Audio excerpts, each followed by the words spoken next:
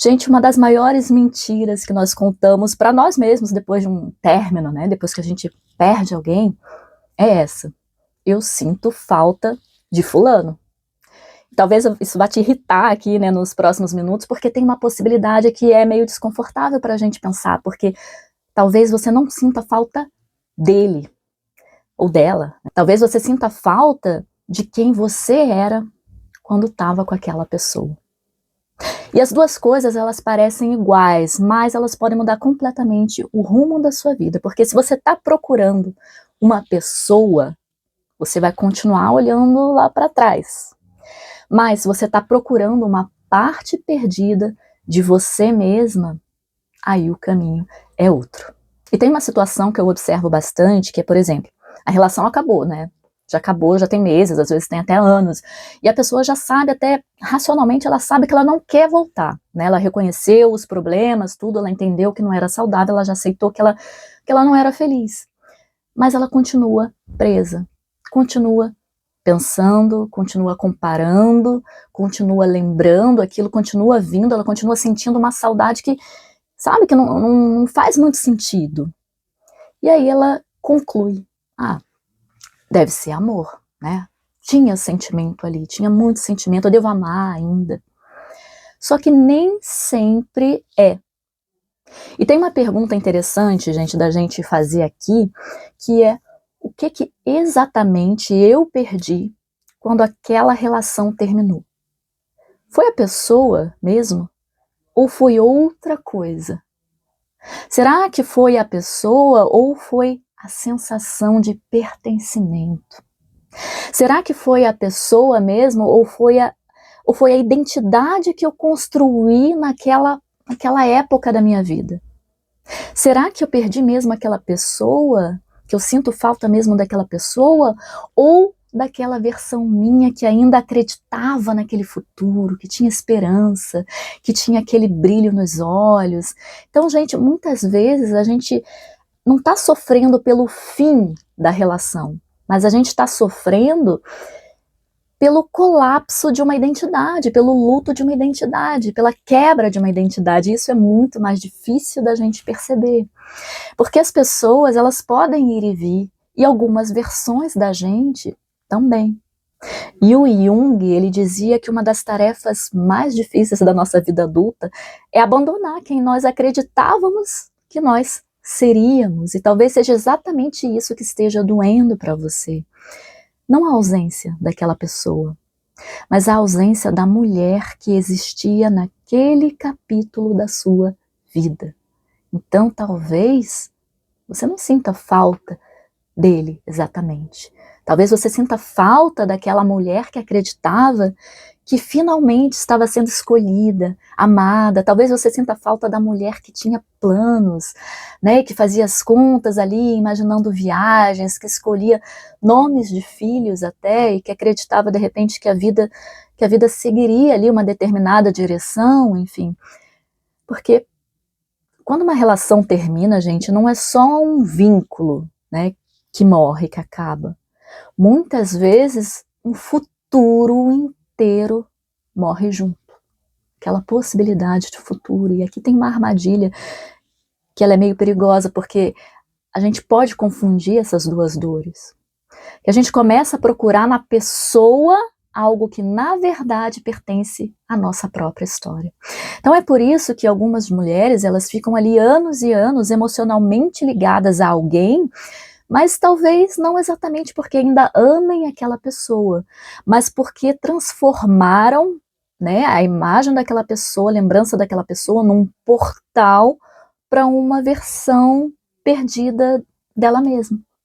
E quanto mais tempo passa, o que acontece também que é interessante, gente? A nossa memória, ela pode ajudar nessa confusão, porque a nossa memória, ela não é exatamente uma gravação fiel ali do passado. Ela pode editar, ela pode cortar as cenas, ela pode melhorar diálogo, ela pode apagar algum defeito, ou suavizar ali algum conflito. Então, talvez a gente não lembre ali da pessoa em si, mas a gente lembra de uma narrativa, de uma história, de um significado que pode estar sendo editado daquilo que acreditava que estava vivendo. E tem uma frase, gente, do Proust que é interessante, que eu aprendi há pouco tempo, que dizia que a verdadeira viagem não é da gente procurar novas paisagens, mas da gente ter novos olhos. E talvez seja disso que a gente está falando aqui. Porque a saudade, ela costuma convencer a gente de que a gente precisa recuperar alguma coisa que ficou para trás. Só que a vida, ela raramente anda para trás, a vida não anda para trás, né? A vida pede outra coisa. A vida vai pedir elaboração, né? Não repetição. E aí, talvez venha aqui agora uma pergunta, talvez a mais importante desse vídeo, que se você não sente falta dessa pessoa, se não é dessa pessoa que você sente falta, então, de quem que é? Quem era você naquela época? O que aquela versão sua acreditava? O que ela desejava?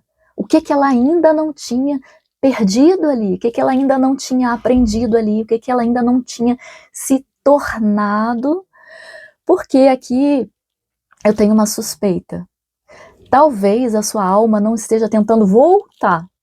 Talvez ela esteja tentando integrar alguma coisa. Né? Talvez tenha uma parte sua que ficou congelada lá naquela história, esperando que alguma coisa seja compreendida, que alguma coisa dentro de você seja honrada, seja reconhecida. E até, gente, quando a gente fala no Eneagrama, a gente fala muito de identificação, né? Porque a nossa personalidade, ela cria narrativas, né? Ela cria papéis, ela cria imagens, né? Ela cria histórias sobre quem nós somos.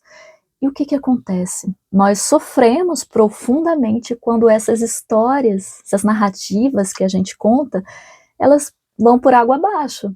E não é porque a gente perdeu alguma coisa real, assim, lá fora, alguma coisa externa, mas porque a gente perde a referência interna, aquilo que organizava a nossa identidade. Então, por isso que algumas saudades que a gente tem, elas permanecem ali mesmo quando, de repente, o amor acabou realmente. Porque talvez não seja o amor que esteja prendendo você ali, aquela pessoa, mas a sua identidade, uma questão de identidade. E a identidade, ela não vai se curar voltando lá atrás, ela vai se curar o quê? Amadurecendo, olhando para o presente e olhando para frente.